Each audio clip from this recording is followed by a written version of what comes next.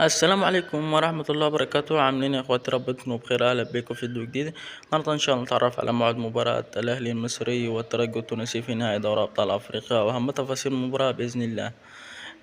اللهم صل على محمد وعلى ال محمد كما صليت على ابراهيم وعلى ال ابراهيم انك حميد مجيد. لو كنت اول مرة تشاهدنا من تشترك في القناة وتفعل زر الجرس علشان يصلك كل جديد.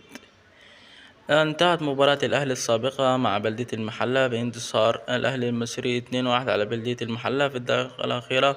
وسوف يواجه في المباراة القادمة الترجي التونسي في نهائي دوري أبطال أفريقيا في مباراة الذهاب. سوف تقام المباراة على تمام الساعة 10 مساء بتوقيت القاهرة ومصر ومكة المكرمة والعراق. موعد المباراة 18/5/2024 الموافق يوم السبت.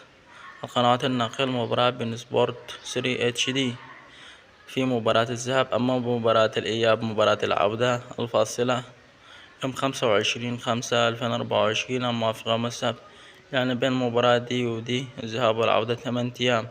وأيضا سوف يواجه الزمالك المصري نهضة البركان في كأس الكونفدرالية في مباراة الذهاب اليوم بإذن الله.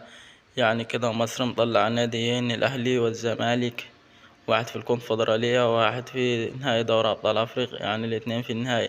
لو انتصر سوف يحققان لقبان لمصر. ولقد انتهينا، والسلام عليكم ورحمة الله وبركاته. أتمنى أنكم استفدتم.